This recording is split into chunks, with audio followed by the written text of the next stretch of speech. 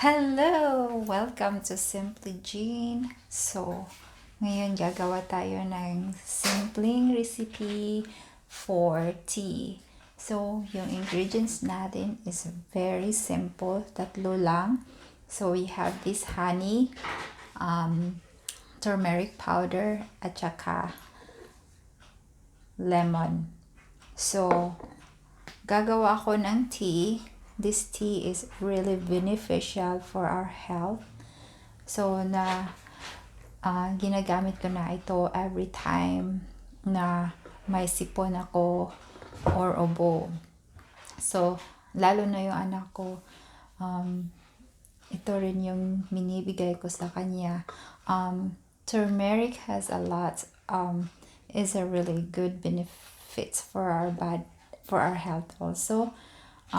Turmeric is an anti-inflammation, so maganda siya. Okay din siya sa mga bata, pero hindi lang bigyan ng marami. So, at least like 5 years old above or 6 years old above, okay lang siya. At saka yung honey, maganda rin siya, benefit sa health. At okay din siya sa mga bata, pero hindi lang natin para maramihan, bigyan ng marami. So at least we follow that direction and measuring kung ilan lang yung pwede natin na ilagay.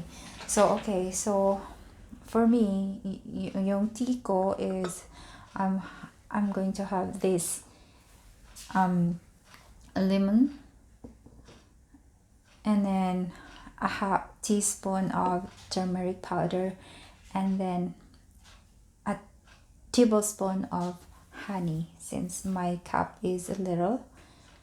So I'm gonna start now. I'm already boiling the water. So I'm gonna start this, squeezing in my cup. So mas gusto ko yung maraming lemon juice.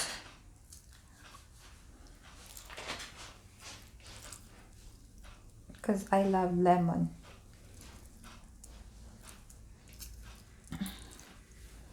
Okay. So we have the lemon juice. Next to that is I'm just gonna estimate that this is a tablespoon of honey.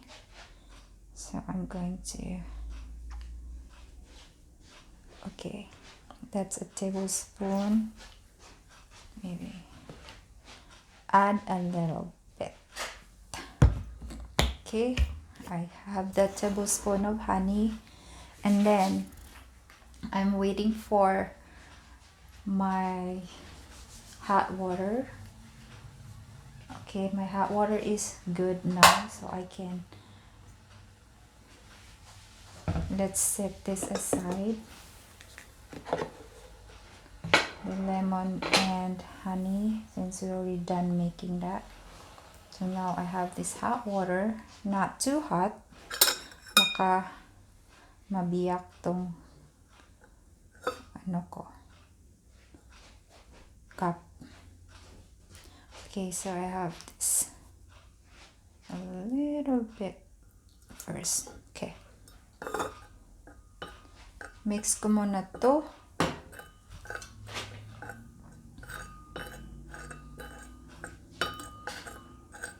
And then after to ma-mix together,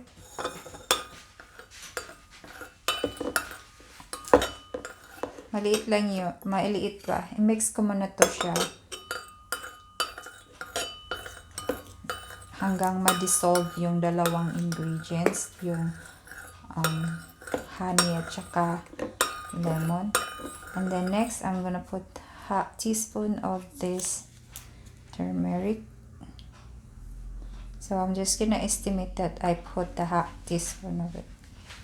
So, okay, that's it. There's a half teaspoon. Okay, and then I have to dissolve the 3 ingredients. I'm gonna add a little bit of hot water again, and then stir it.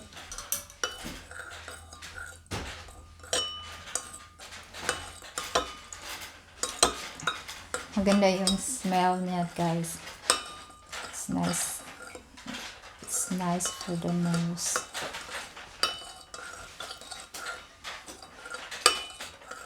Okay, I think it's all dissolved, and then I'll show you after this. Okay, let's add more water here. Okay. Now I have this tea. I will show you the result and the color of my tea. Okay. So here is my tea. That's the color. It turns orange.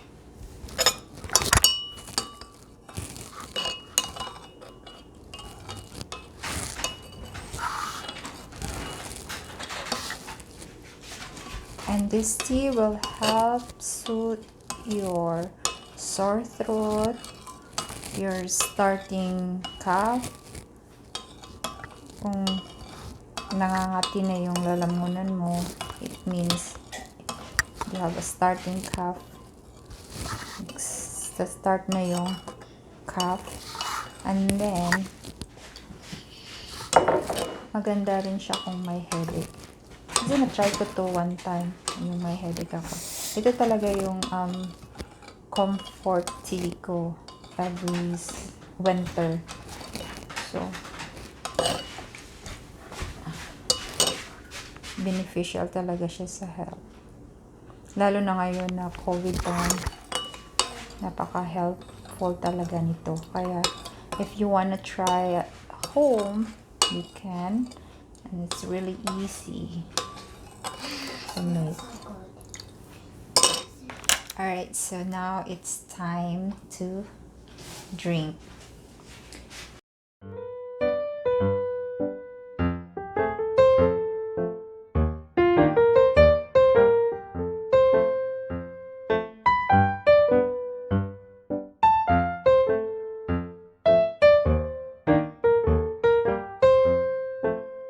So if you like it, try this at home. And if you think that it's good for you, it's good taste for you, then come back here and leave a comment.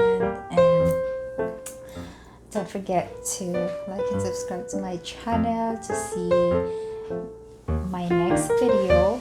So probably my next video, I'm going to probably make some treats for Thanksgiving treats. Maybe just one treats for now. So my ingredients for that is a pretzel, a round pretzels, kisses, Hershey's Kisses, and the what do you call that, M&Ms. Okay, so thank you for watching, guys, and we'll see you next time. Bye.